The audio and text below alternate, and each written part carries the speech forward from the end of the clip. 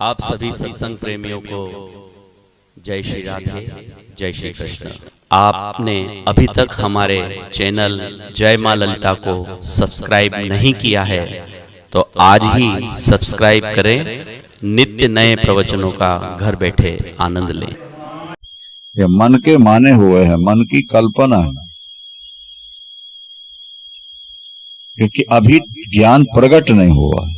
और जब तुम्हारा ज्ञान प्रकट होगा तो न तुम्हारी कोई जात है, न तुम्हारा कोई वर्ण है, न तुम्हारा कोई आश्रम, न कोई तुम्हारा अपना होगा और न कोई पराया होगा।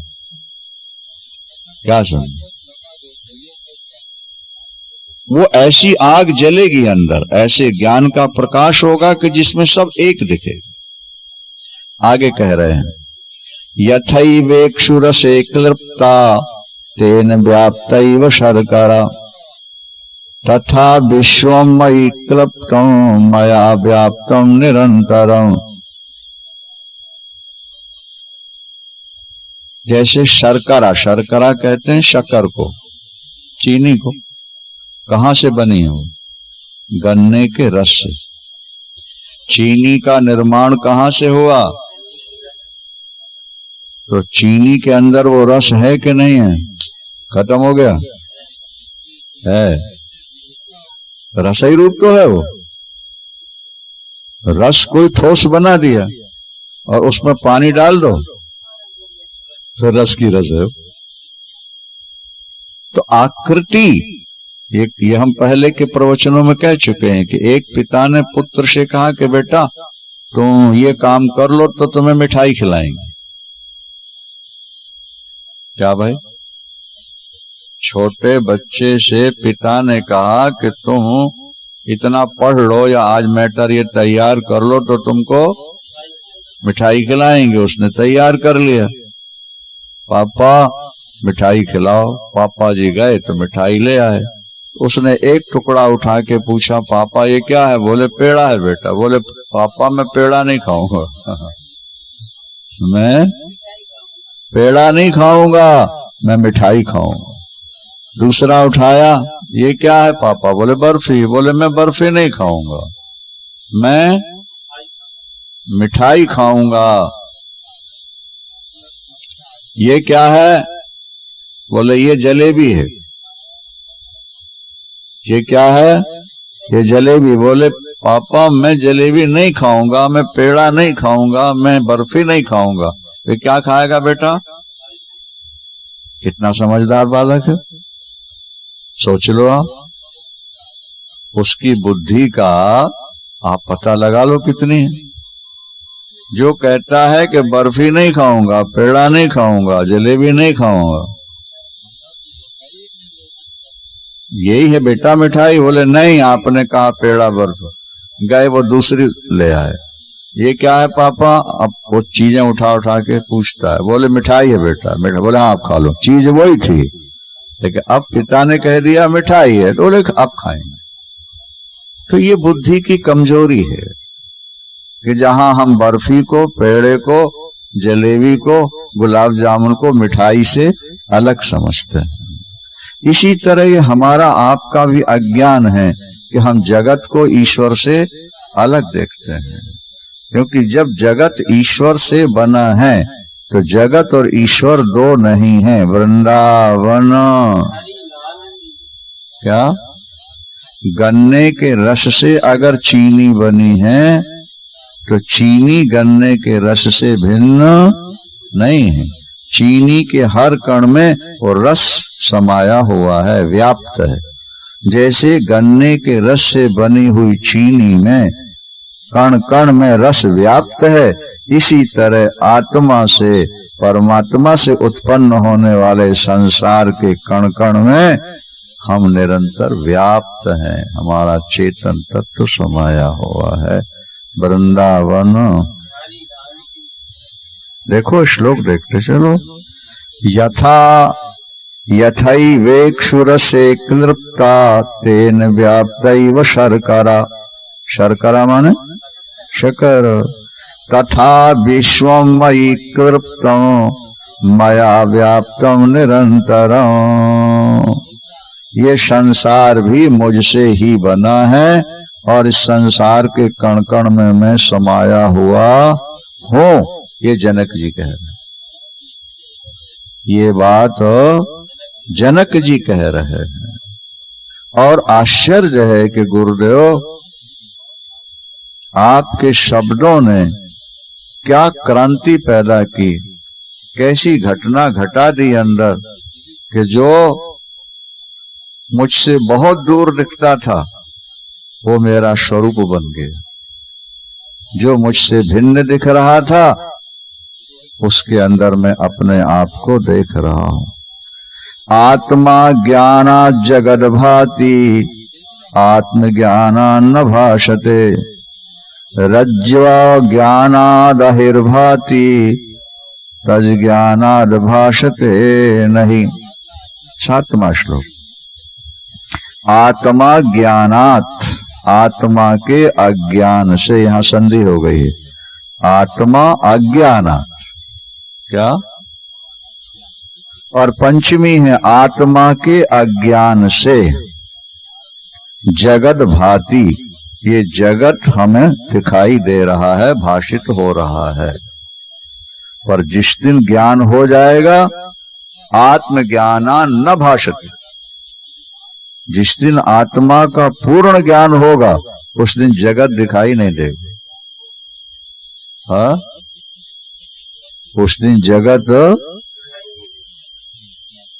उदाहरण देते हैं, कैसे कैसे दिखाई नहीं देगा? बोले जैसे रज्ज्वा ज्ञानाद अहिर्भाति, रज्जू का ठीक ज्ञान न होने से जैसे सर्प भाषित होता है, और रज्ज्वा ज्ञानाद भाषते नहीं, और जहां रस्सी का ठीक बोध हुआ वहां सर्प भाषित। देखो, रस्सी और सर्प दोनों एक साथ एक जगह नहीं दिख सकते।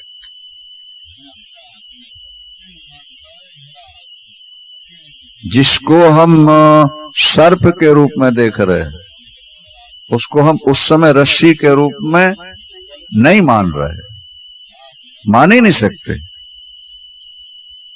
और जिस समय हमें रस्सी का पूर्ण बोध हो जाएगा फिर सर्प दिखाई नहीं देगा। रज्जू का, रज्जू रस्सी को संस्कृत में रज्जू कहते हैं। रज्जौ यथा हेर भ्रमा, तुलसीदासी ने लिखा। रस्सी को संस्कृत में रज्जू कहते हैं। तो जैसे रस्सी के अज्ञान से रस्सी के सर्प दिखाई दे गया, धारा माला भूछिद्र के रूप में दिखाई दिया, और जैसे यम रज्जू ये रस्सी है, ये ज्ञान हुआ तो सर्प हो गया। आपको आत्मा का अभी तक ज्ञान नहीं है, इसलिए आपको जगत दिखाई देता है। जिस दिन आत्मा का ठीक ठीक बोध हो जाएगा उस दिन जगत की सत्ता विलीन हो जाएगी। जगत के हर कण कण में केवल आत्म तत्व ही, परमात्म तत्व ही दिखाई देगा। वृक्षों की जातियां भिन्न भिन्न दिख रही थी जंगल में, लेकिन जब उन्हीं से आग प्रकट हुई तो जातियां खत्म कर दी, एक जात रह गई, केवल आग आग आग। इसी तरह जब तुम्हारे अंदर कभी ज्ञान होगा गुरु कृपा और ईश्वर कृपा से, तो तुम्हारे दिमाग में जो भिन्नताएं भरी पड़ी हैं, ये हिंदू है, ये मुसलमान है, ये ईसाई है, ये अछूत है, ये छूत है, ये सवर्ण है, असवर्ण है, इसके हाथ का खाएंगे, उसके हाथ का नहीं खाएंगे। नहीं समझ में आ रही बात? ये सारे के सारे भेद उस समय खत्म हो जाएंगे। तुम पूर्व वासनानुसार अपना नियम चलाते चलो, वो अलग बात है, लेकिन फिर कोई भेद नजर नहीं आएगा। क्या समझ में आई बात? बस एक बार वो ज्ञान की अग्नि प्रज्वलित होने दो। अच्छा देखो, लकड़ियों में आग है कि नहीं है? है, पर छुपी है।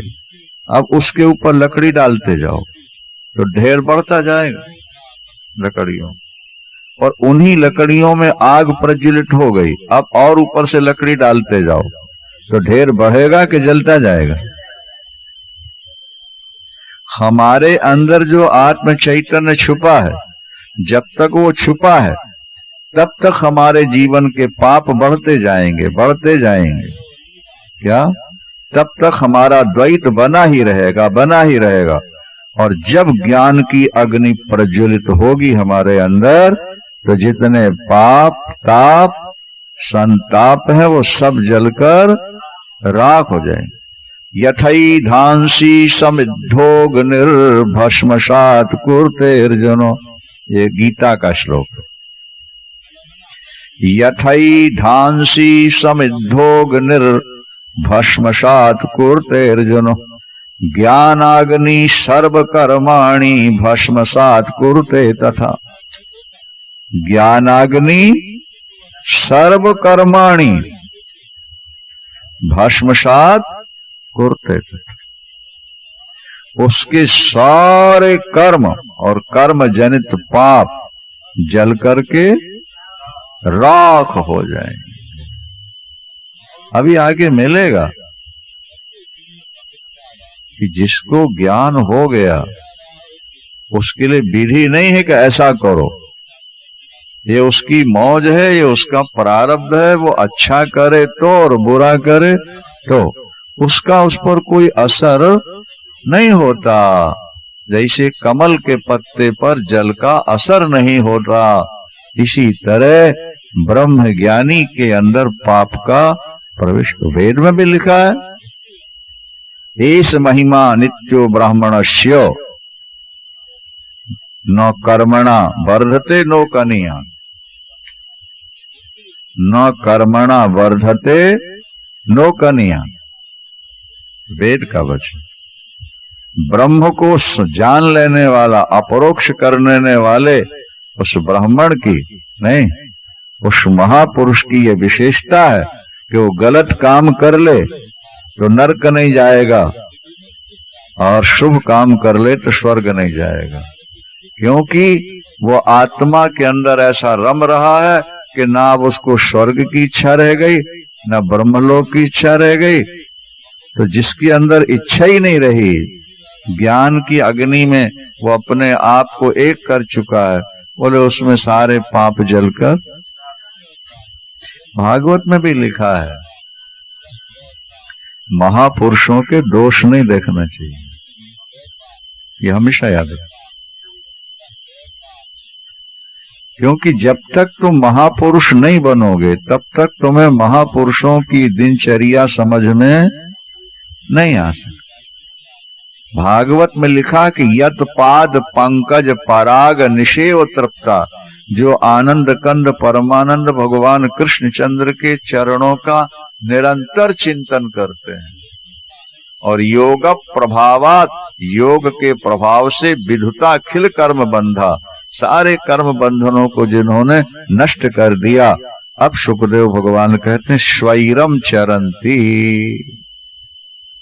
स्वैरम माने स्वेच्छा से, वो शास्त्र के बंधन से नहीं जिएंगे, वो अपनी मौज में जीते हैं और प्रारब्ध में जैसा लिखा है वैसा उनके द्वारा होता रहता है और ना उनको पुण्य मिलता है और ना पाप लगता है। गीता के 14वें अध्याय में त्रिगुणातीत का लक्षण जब पूछा अर्जुन ने भगवान कृष्ण से, कैर्लिंग स्त्रीन गुणा अतिवर्तते, बोले त्रिगुणातीत के लक्षण क्या है? बोले प्रकाशम चो, कठिन है भाई थोड़ा, प्रकाशम चो प्रवृत्तिम चो मोह मेवच पांडवा न द्वेष्टि सम प्रवृत्तानि और न निवृत्तानि कांक्षत। सतोगुण का धर्म है प्रकाश, रजोगुण का धर्म है प्रवृत्ति और तमोगुण का धर्म है मोह। क्या? उस त्रिगुणातीत महापुरुष के जीवन में भजन पूजन का भाव आ गया तो वो भजन पूजन कर लेता है, कोई काम करना पड़े तो वो काम कर लेता है और नींद आ जाए तो वो सो लेता है। लेकिन उसके जीवन में किसी चीज का असर नहीं होता क्योंकि वो अपने आप को व्यापक रूप में देख चुका है, देख रहा है। इसलिए आए तो द्वेष नहीं और गए तो खुशी नहीं।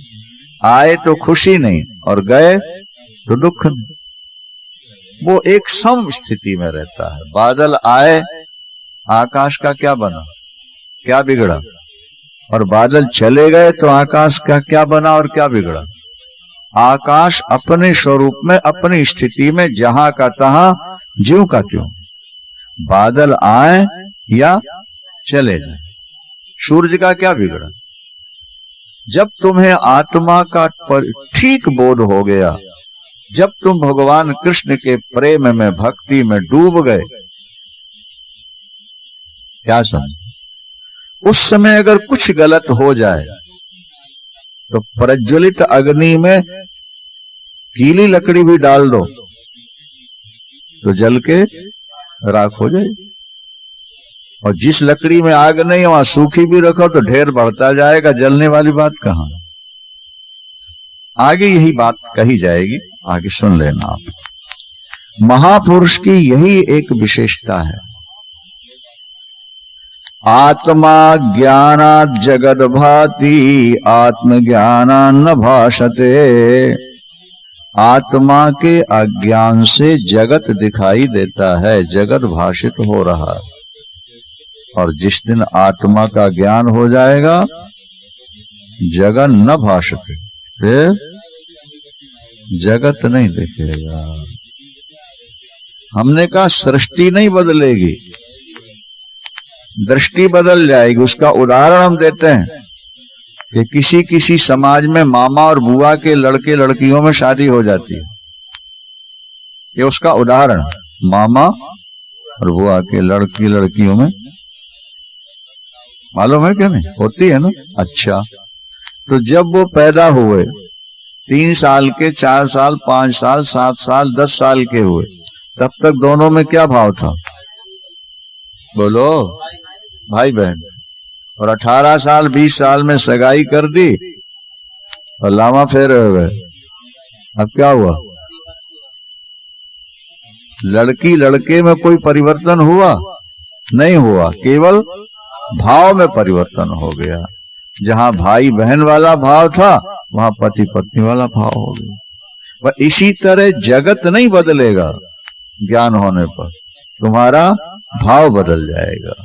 जहां जगत जगत के रूप में दिखता है, पर पदार्थों के रूप में दिखता है, वहां जगत तुमको ब्रह्म के रूप में दिखेगा, शुद्ध आत्म चैतन्य के रूप में नजर आएगा। ये विभिन्न आकृतियां उसी आत्म चैतन्य में ही बनी हुई हैं। ये तुम्हारा भाव दृढ़ हो जाए। दूसरा उदाहरण, आप टीवी देखने बैठे हैं और कोई एक्टर, हाँ, 1000 के नोटों की गड्डियां आपकी तरफ फेंक रहा हो, दर्शकों उठा लो, जितने चाहिए लूट लो। बोलो बाबूजी, आप कुर्सी से उठ के जाओगे लूटने के लिए? क्यों नहीं जाओगे? साफ साफ तो दिख रहा है, वो लाल लाल नोट हजारियां आ रहे हैं, गड्डी की गड्डी फेंक रहा है। ये हमको निश्चित है कि ये दिख रहे हैं पर है नहीं, इनसे कोई व्यवहार चलना नहीं, ये पकड़ में आने वाले नहीं। लेकिन कोई छोटा बच्चा बैठा हो जिसने कभी पिक्चर न देखी हो, क्या समझ में आई बात, और उसकी तरफ नोट फेंके जाए तो वो दौड़ पड़ेगा लेने के लिए। पकड़ में ना आए अलग बात है, लेकिन हमने कई बार सुना है कि एक गांव देहात का व्यक्ति आया पहली बार पिक्चर देखने, और वो 3rd क्लास तो आ गई होती है ना बिल्कुल मंच के पास, जब ये टीवियां नहीं थी तब की बात बता रहे हैं, तो आगे बैठा था, आगे कुर्सी में।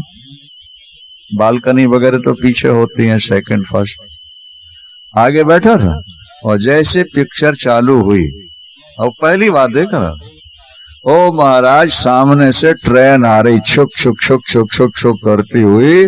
उसने सोचा ये ट्रेन तो मेरे ऊपर चढ़ेगी, और मर गया मर गया मर गया, और चीखने लगा। महाराज कुर्सी से पीछे की तरफ गिरा। वो सन 47 की बात थी। उस समय हिंदू मुस्लिम राइट बहुत चल रहे थे, चाहे जहां गोली मार देते थे, चाहे जहां छुरा भोंक देते थे।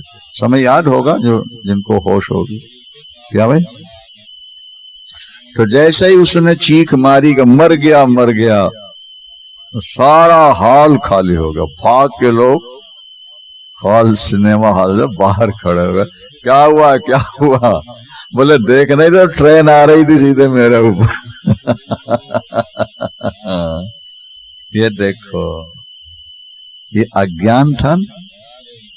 यदि ज्ञान होता कि ट्रेन सही दिखती हुई भी वास्तविक नहीं है तो भय नहीं होता। इसी तरह ये संसार भी ट्रेन की तरह दिख रहा है, नोटों की तरह दिख रहा है।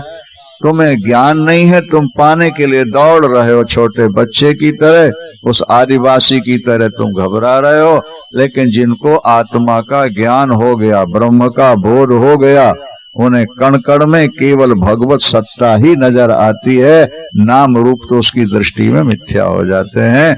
उमा कहो मैं अनुभव अपना,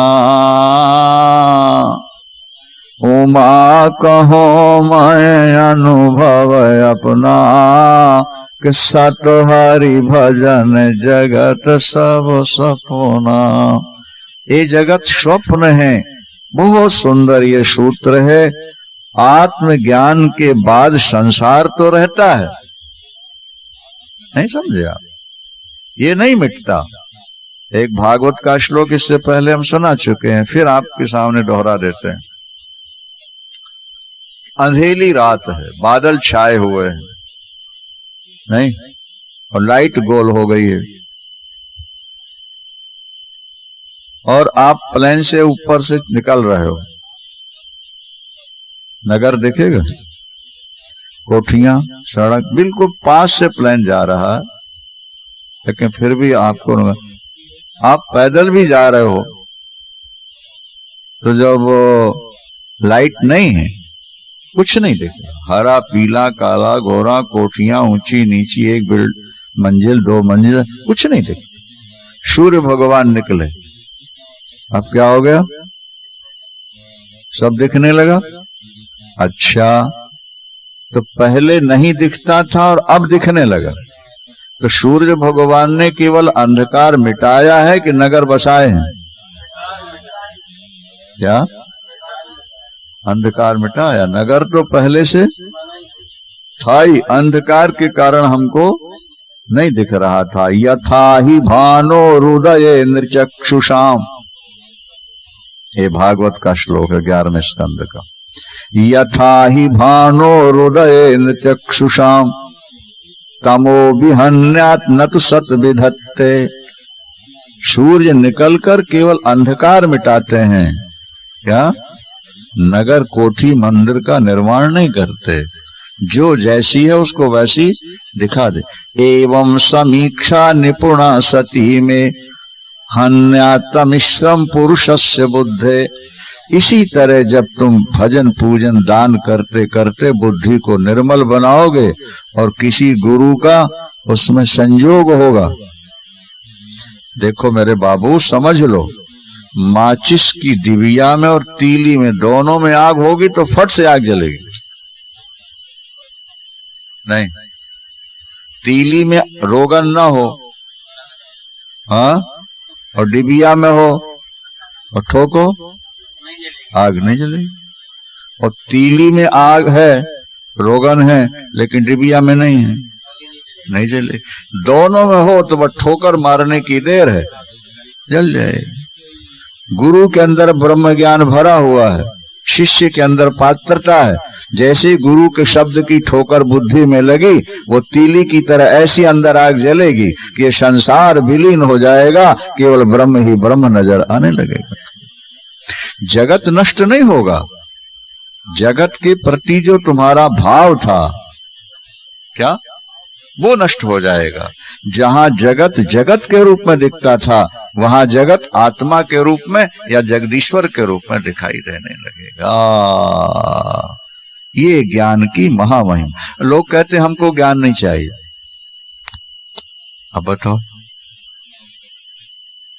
ज्ञान नहीं चाहिए का मतलब अज्ञान चाहिए। कोई कहता है कि हमको प्रकाश नहीं चाहिए, इसका अर्थ क्या होता है?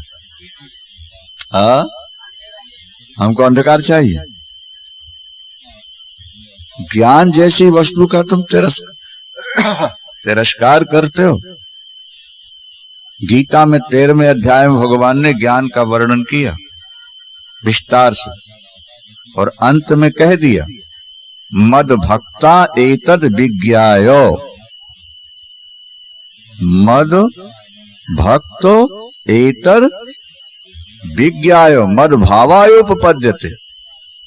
मेरा भगत मेरे इस ज्ञान को अगर समझ लेगा तो मेरे स्वरूप को प्राप्त हो जाएगा। सच्चिदानंद। अगर भक्तों के लिए ज्ञान जरूरी न होता तो भगवान यहां भक्त शब्द का उच्चारण क्यों करते? मद भक्त एतद विज्ञाय मद भावायोपपद्यते। मेरा भक्त इसको जान लेगा तो मेरे स्वरूप को प्राप्त हो। और वहां भगवान ने साकार का वर्णन नहीं किया। सर्वतः पाणिपादम तत् सर्वतोक्षिशिरो मुखम, क्या सर्वतः श्रुति मनलोके सर्वमावर्त्य तिष्ठति, सर्वेन्द्रिय गुणाभासम सर्वेन्द्रिय विवर्जितम, भूत भर्त्य तजगेयम ग्रशिष्णु प्रभु विष्णु च, ज्योतिषामपि तज्ज्योति तमसा परमुच्यते, ज्ञानम गेयम ज्ञानगम्यम हृदि सर्वस्य धिष्ठितम। शुद्ध ज्ञान का वर्णन किया भगवान। अब फिर ये भी नहीं कहा कि ये केवल ज्ञानियों की चीज है, भक्तों तुम्हारे काम की नहीं है। भगवान ने नाम लिया मद भक्ता,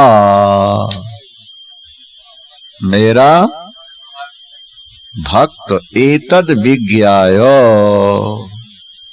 इसको अगर जान लेगा तो मद भावायोपपद्यते, वो मेरे स्वरूप को प्राप्त हो जाए।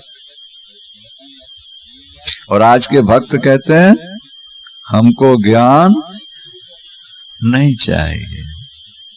बिना ज्ञान के प्यार हो ही नहीं सकता।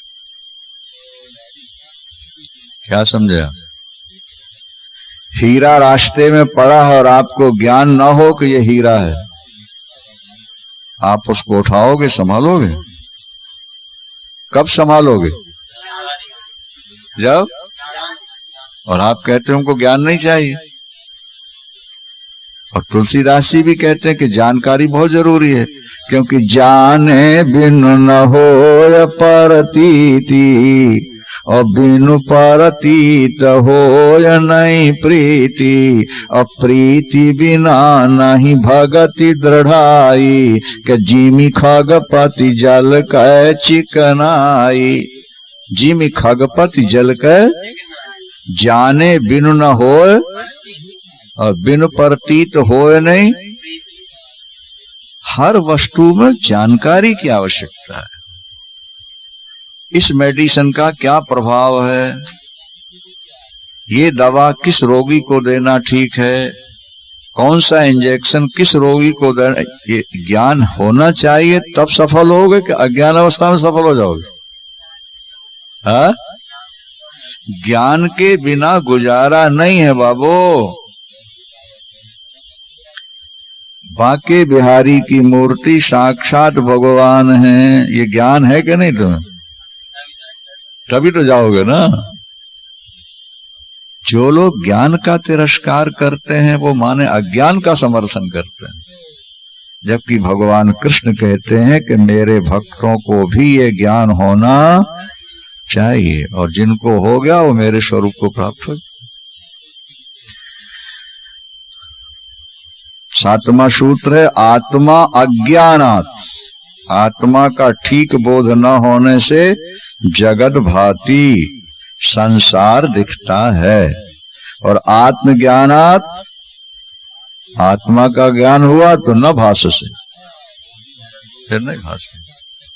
उदाहरण दे दिया, रज्जुवद अज्ञानात् अहिर्भाति। अहि माने सांप होता है, अहि माने तो रज्जु माने रश्मि के अज्ञान से, रज्जुवा ज्ञानात् अहिर्भाति।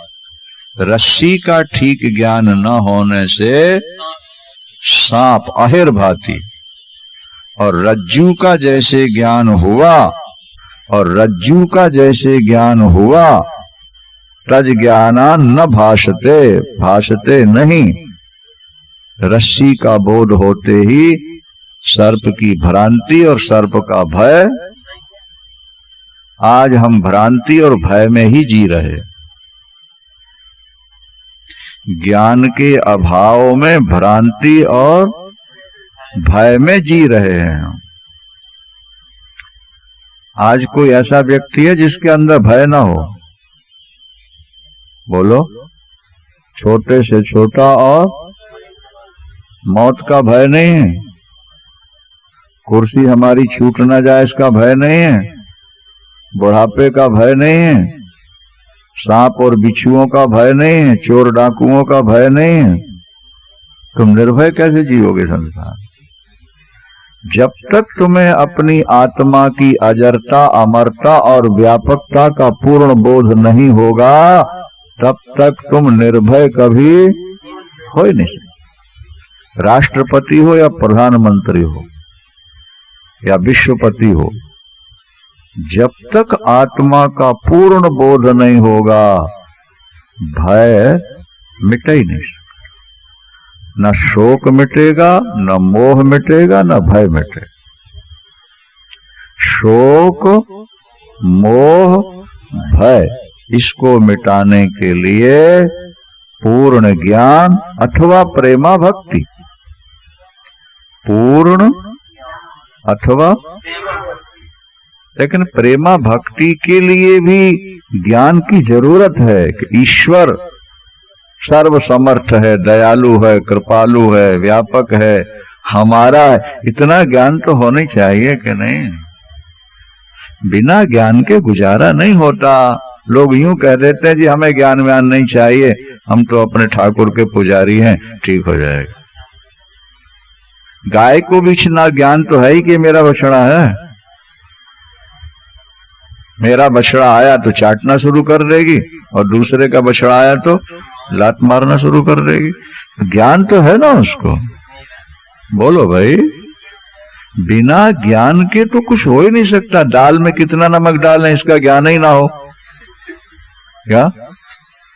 वो एक होम साइंस पढ़ के आई थी छोकरी, नहीं किताबी ज्ञान था उसको। थ्योरिकली, प्रैक्टिकल तो रोटी बनाई नहीं, कहीं बड़े घर की लड़की थी। तो सासू ने कहा बेटी हलवा बना दे जरा, तो उसने अपनी किताब खोल ली और रख लिया वहीं रसोई में और देख रही है।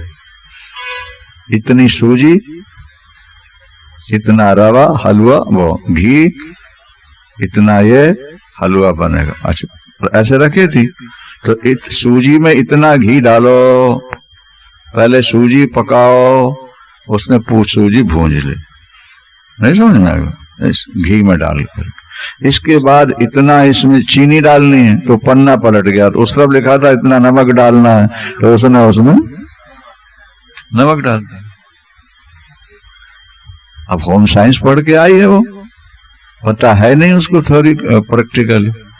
अब जब लखा सामने हलवा, क्या बात है, खाने वाला ने कहा बारी बेटी इतना बढ़िया नमकीन हलवा तूने बना दिया है, क्या डाल दिया? बोले पापा मैंने तो वही डाला जो लिखा था।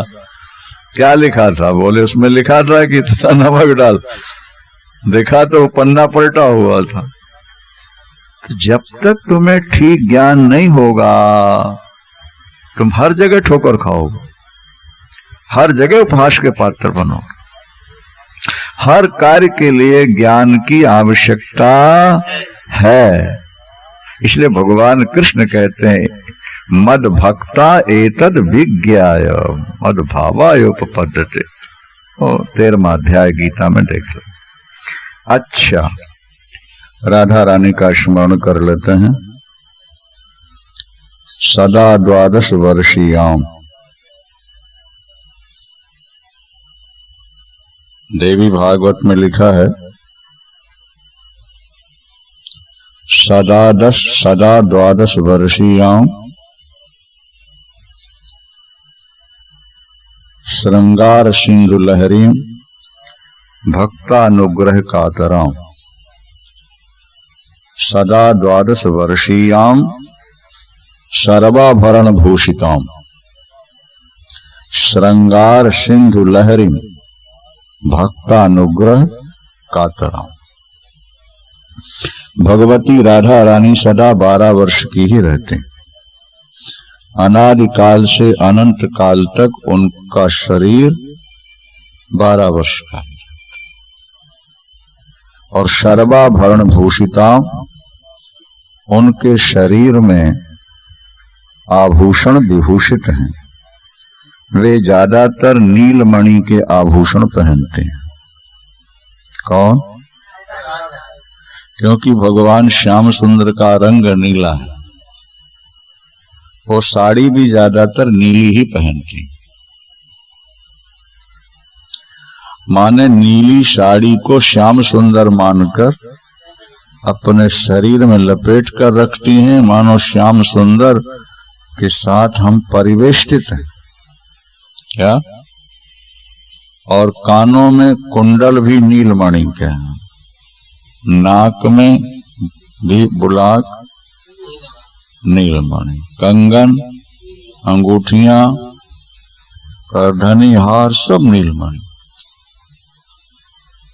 इसलिए कि जो भी वस्तु मुझे दिखे उसमें मेरे प्राण प्यारे प्रभु का स्मरण बना रहे। क्या? पहले गुदना गोदने की भी एक परंपरा थी, गुदना गुदवाती थी महिलाएं, है? तो राधा रानी कहती मेरे सारे शरीर में गोदना गोद दो और सब जगह ठाकुर के चित्र बना दो, उनके नाम लिख दो, ताकि मैं अपने अंगों को जहां देखूं वहां मुझे श्याम सुंदर ही नजर आए। और वो भक्तों पर अनुग्रह करने के लिए व्याकुल रहते हैं। जो ब्रज में आ गया अथवा जो वृंदावन में आ गया, उसकी रक्षा का भार राधा रानी पर चला जाता। क्या? भक्तों की रक्षा करना और भक्तों को भगवान से मिलाना, ये राधा रानी का काम। इसलिए वृंदावन में आने वाले भक्त कृष्ण कृष्ण नहीं करते, राधे राधे करते। मां करुणामयी, तुम्हारी कृपा से ही हम ब्रजवास कर सकते हैं और तुम्हारी कृपा से ही हमें ठाकुर का दर्शन हो सकता है। इसलिए राधे राधे राधे राधे बोलो राधा रानी सरकार की। 8वां सूत्र, प्रकाशो में निजम रूपं नातिरिक्तोस्मि हम ततः यदा प्रकाशते विश्वं तदा हम भास एव हि। सच्चिदानंद आत्मा का स्वरूप है, विशेषण सत चित और तो सत्ता के रूप में उन्होंने यहां तक अपना वर्णन कर दिया। क्या? जैसे वस्त्र में सत्ता के रूप में धागे हैं, बर्फ में सत्ता के रूप से जल है, घड़े में सत्ता के रूप से मिट्टी है। इसी तरह से इस जगत में सत्ता के रूप में हम विद्यमान इस सत का, अब चित का वर्णन करते हैं। क्या भाई? 8वें सूत्र में चित माने प्रकाश, बोध, ज्ञान। चित शब्द का अर्थ है प्रकाश, बोध, ज्ञान। ये ज्ञान, भाई ज्ञान तो जानकारी का ही नाम तो ज्ञान है ना। और प्रकाश होगा तभी तो जानकारी होगी। अंधकार कमरे में आपको जानकारी होगी कौन बैठा है, किस रंग के कपड़े पहने हैं, कितने बैठे हैं। ये किससे होगा? प्रकाश से। वही ज्ञान है। प्रकाश को ही ज्ञान कहते हैं, ज्ञान को ही प्रकाश कहते हैं। ये पर्यायवाची शब्द। जहां जो ज्ञान है वही प्रकाश है, जो प्रकाश है वहां ज्ञान है। अष्टो तो प्रकाशो में निजम रूपं, ये चित्त का वर्णन हो गया। प्रकाशो में निजम रूपम, मेरा जो स्वरूप है महाराज जनक सुना रहे अपने गुरुदेव को, मेरा निज स्वरूप क्या है? हाँ, प्रकाश। प्रकाशो में निजम रूपम नातिरिक्तोस्मि हम ततः। उससे मैं भिन्न कुछ भी नहीं, मुझसे भिन्न किसी जगह प्रकाश नहीं। यदा प्रकाशते विश्वं तदा हम भास एव ही।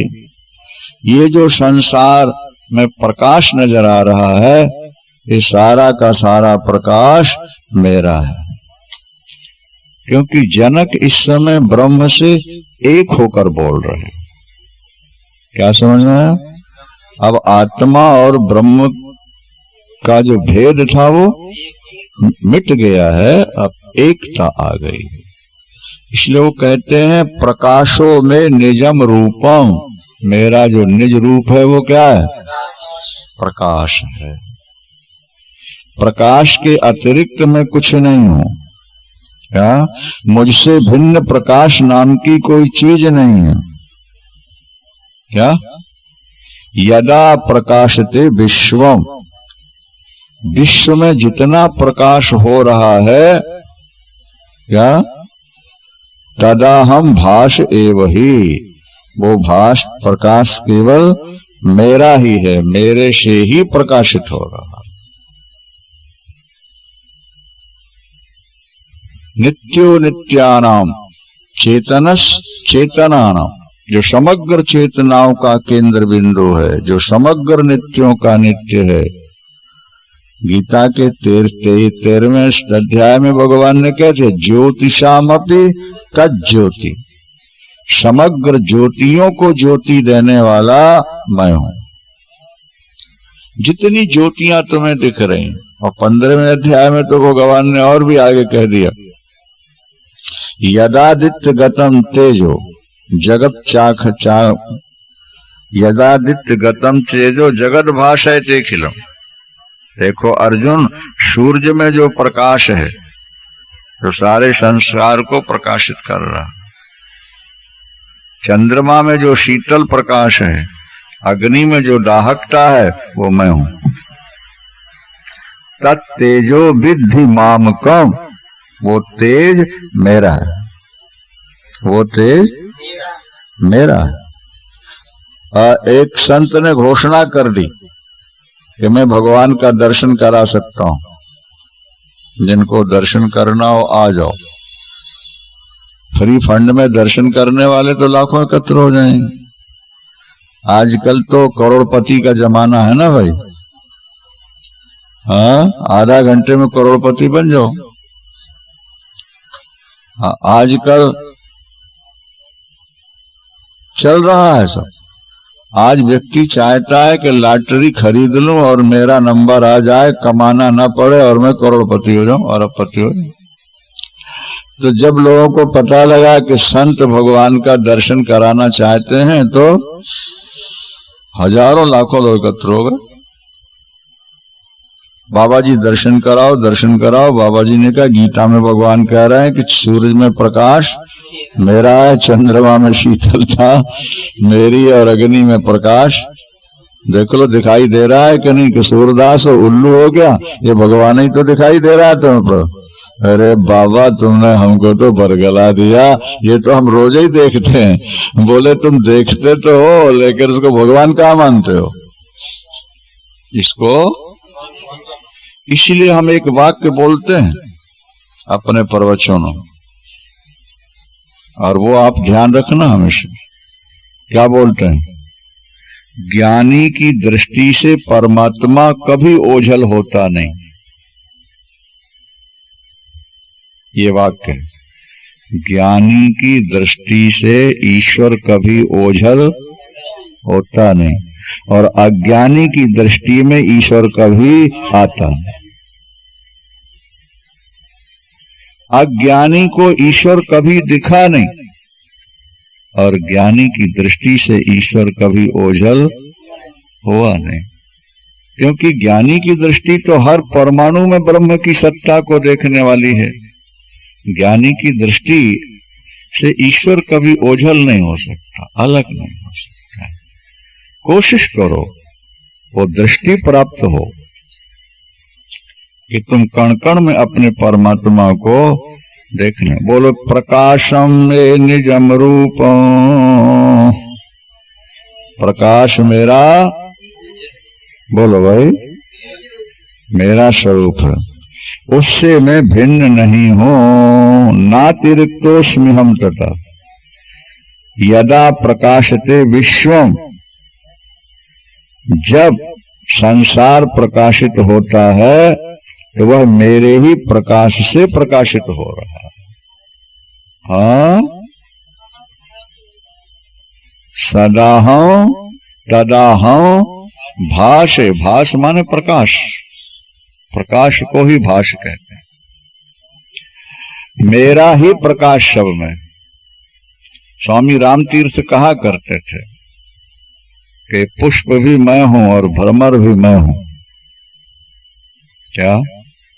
ये वृक्ष भी मैं हूं और उनके फल भी मैं हूं, फल भी मैं हूं और उनको खाने वाला भी।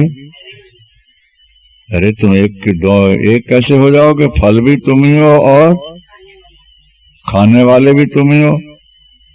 ऐसा हो सकता है क्या? लोग कहते नहीं हो सकता, पर हम ये कहते हैं कि आपको स्वप्न में दुशहरी आम मिल गया। हाँ बोलो, और आप चूस रहे हो, बड़े स्वाद से खा रहे हो, तो दुशहरी आम आपकी छाती में कहां से आ गया? अंदर। वहां आप ही दुशहरी आम बन गए हो। क्या?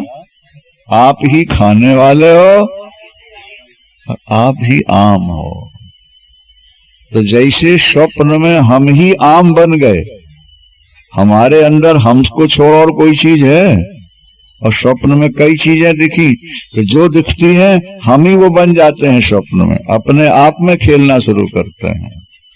ये ज्ञानी की दृष्टि होती है।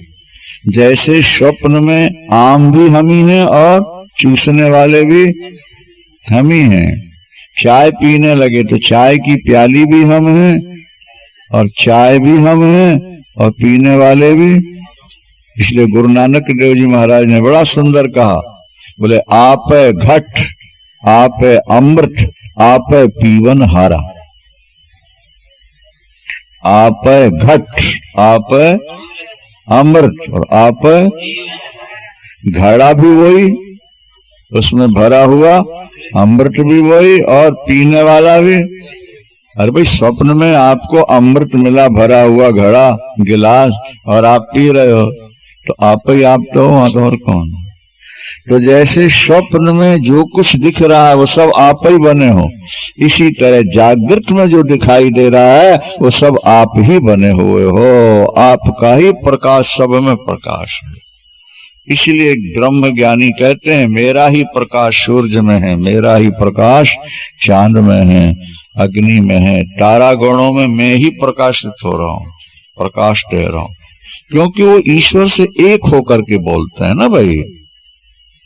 नहीं समझ में आ रही बात? क्या? वो ईश्वर से एक होकर बोलते हैं। जैसे राजदूत विदेश में जाके जो बोलता है वो देश के साथ एक हुआ बोलता है। क्या? वो अपनी स्वतंत्र राय नहीं दे सकता है। मेरा राष्ट्र ये कहता है, मेरा देश ये कहता है, हमारी जनता की ये आवाज है। तो बोल तो रहा है राजदूत, लेकिन वो सबकी आवाज को अपने में एक करके बोल रहा है कि मैं जो बोल रहा हूं वो मेरी 1 करोड़ जनता की आवाज है, 1 करोड़ जनता की राय है। नहीं समझ में आ रही बात? इसी तरह ब्रह्म ज्ञानी परमात्मा से जब मिलकर एक हो जाता है, एक तो था ही और खाली भ्रम था, वो टूट गया। अब वो कहता है कि जो हो रहा है, जो दिख रहा है, वो सब मेरा ही स्वरूप है। आपको पहले हम सुना चुके कि मंसूर एक हुए हैं मुस्लिम धर्म में, उन्होंने कहा अनहलक मैं खुदा हूं। मुस्लिम धर्मानुयायियों ने शरीर के टुकड़े टुकड़े करते। किसके? तुम खुदा कैसे हो सकते? तुम खुदा की समानता करते हो, मार डाल। संसारी लोग उस स्वरूप को समझ नहीं सकते, उसको पा नहीं सकते, बल्कि पाए हुए लोगों का मजाक उड़ाते रहते हैं। अब देखो जनक जी क्या कह रहे हैं,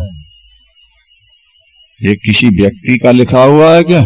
तो जनक का वचन है, प्रकाशो में निजम रूपम नातिरिक्तोष्मि हम ततः यदा प्रकाशते विश्वम तदाहम भाष एव ही।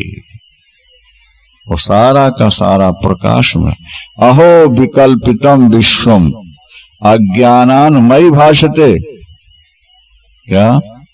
रूप्यम सुक्तौ फणि रज्जौ वारी सूर्य करे यथा। फिर कहते हैं कि ये संसार मुझ में नहीं है, ये संसार मुझ में नहीं है, मैं संसार में नहीं हूं। कल समझाया था ना कि भगवान कहते हैं सारे जगत में मैं हूं और जगत मुझ में है, और आगे कह दिया ना मैं जगत में हूं ना जगत मुझ में। क्या? क्योंकि आत्म तत्व तो न्यूट्रल है ना भाई। अगर स्फटिक मणि लाल कागज की सन्निधि में आके लाल दिखने लगे तो हम उसको लाल मानेंगे क्या? स्फटिक में कोई विकार आया क्या? केवल रक्त पुष्प लाल कागज के संपर्क में आने से उसकी लालिमा उसमें दिखने लगी, बाकी जहां कागज हटाया सफेद की सफेद है। तो आत्म तत्व में सब कुछ है और सब में आत्मा है, लेकिन जब हम मूल की बात करेंगे तो ना जगत मुझ में है ना मैं जगत में हूं। जगत तो कल्पित है ना, अज्ञान से जगत की सत्ता है, व्यवहारिक जगत है ये, पारमार्थिक नहीं। इसलिए यहां कहते हैं अहो आश्चर्यम। क्या? अहो विकल्पितम विश्वम अज्ञानान मयि भाषते। ये कल्पित संसार, कल्पना का संसार अज्ञान के कारण मुझ में भास रहा है। ना मुझ में संसार है और ना मैं संसार में हूं। क्या समझा? अरे भाई, आपको स्वप्न दिखा और आंख खुलते सारे दृश्य खत्म हो गए। अगर आप दृश्यों के साथ एक हो जाते तो दृश्य खत्म होते आप भी नहीं खत्म हो जाते। क्या? दृश्य आपसे ही बने, आप में बने, आपको ही दिख रहे हैं, लेकिन दृश्यों से आत्मा का कोई संबंध नहीं है। दृश्य गए गए, लाइट लाइट जहां की तहां। टीवी के पर्दे में कितने चित्र देखे आज तक आपने, और कोई चित्र टीवी से चिपक के रहा? किसी भी चित्र का टीवी के पर्दे पर कोई प्रभाव पड़ा? बिल्कुल नहीं। चित्र आते हैं और जाते हैं। टीवी और उसका पर्दा जहां का ज्यों का त्यों, उसमें कुछ नहीं। बिना टीवी के पर्दे के चित्र नहीं दिखेंगे, लेकिन चित्रों का प्रभाव पर्दे पर नहीं पड़ेगा, पर्दा जहां का। इसी तरह आत्म सत्ता के बिना संसार नहीं दिखेगा, लेकिन मूल में संसार का आत्म सत्ता में कोई प्रभाव नहीं पड़ता। ये ज्ञान है, इसको समझने के लिए बुद्धि केंद्रित होनी चाहिए। उदाहरण दे दिया, रूप्यम सुक्तौ फणि रज्जौ बारी सूर्य करे यथा। कभी कभी सीपी में चांदी का आभास हो जाता है, सिप्पी होती ना, सिप्पी पड़ी हो और सूरज की किरण पड़े तो ऐसा लगता है चांदी है वहां। हाँ, भास रही है चांदी है। जैसे सीपी चांदी के रूप में जब भास रही है तब भी वो सीपी है, वहां चांदी नहीं है। इसी तरह संसार जो भास रहा है वहां केवल शुद्ध चेतन आत्म तत्व ही है। ये संसार भासना है ही नहीं उसके अंदर। रूप्यम शुक्तौ और फणी रज्जौ, रस्सी में जैसे फणी माने सर्प भासता है, इसी तरह ये संसार क्या मुझ में भास रहा है। अब बारी सूर्य करे यथा, बारी माने जल, सूर्य की किरण पड़ने से जैसे रेत में जल भासता है नहीं पर भासता है। सूरज की किरण पड़ने से जल में, रेत में जल भासता है, होता नहीं। अंधकार के कारण रस्सी में सर्प भासता है नहीं। सूरज की किरण से सीपी में चांदी भासती है, होती नहीं। इसी तरह ये संसार मुझ में भास रहा है, मेरे अंदर ये है नहीं, इसकी कोई सत्ता नहीं। कैसा गहरा चिंतन! ये वृत्ति आपकी भी बन सकती है, इस तत्व को आप भी पा सकते हो, और इसके लिए संकल्प लेना पड़ेगा। कानों से सुनेंगे तो वेदांत ही सुनेंगे, निंदा चुगली दुनिया की बात नहीं सुनेंगे। बोलेंगे तो सत्य बोलेंगे या प्रभु का नाम बोलेंगे क्या, और देखेंगे तो ईश्वर को ही देखेंगे। हर पद पदार्थ, पद पदार्थ को हम आत्मसत्ता से पृथक नहीं देखेंगे। ये संकल्प आपको करना था। कुछ समय के बाद आपकी वृत्ति वैसे ही बन जाएगी कि आपको केवल ब्रह्म ब्रह्म, आत्मा आत्मा, कृष्ण कृष्ण कृष्ण। अरे जब रास मंडल में रास करते भगवान कृष्ण छुप गए नहीं, यही रमण रहती है ना जहां बैठे हो, और गोपियां व्याकुल होकर भगवान को ढूंढने लगी। तो व्याकुलता भरी चिंतन का परिणाम ये हुआ कि एक सखी कहती है कृष्णो हम, क्या कह रही है? कृष्णो हम। वो वैसे ही टेढ़ी टांग करके, वैसे ही हाथ करके नहीं खड़ी हो गई, वैसे ही चल के दिखा रही है, देखो मेरी चाल देखो, मैं कृष्ण हूं। कभी अंगुली ऐसे कर लेती, देखो मैंने गोबर चुन्नी उड़ा दी और अंगुली लगा दी, पकड़ लिया, उड़ रही, बोले देखो गोबर। ये चिंतन का चमत्कार है। गहराई से तुम जिसका चिंतन करोगे वही बन जाओगे। जिसका तुमने गहराई से चिंतन किया वही तुम्हारा रूप बन जाए। रामकृष्ण परमहंस के चरित्र में हमने पढ़ा और सुना कि जब उन्होंने हनुमान की उपासना की तो उनके पूंछ निकल आई। वो पेड़ों पर रहते थे, खो खो करते थे। कौन? और जब वो गोपी भाव से भगवान कृष्ण की उपासना करते हैं तो उनके हर समय आंसू गिरते हैं, 24 में। किनके? और जब वो यशोदा बनकर के उपासना करते हैं तो उनके दूध टपकता है।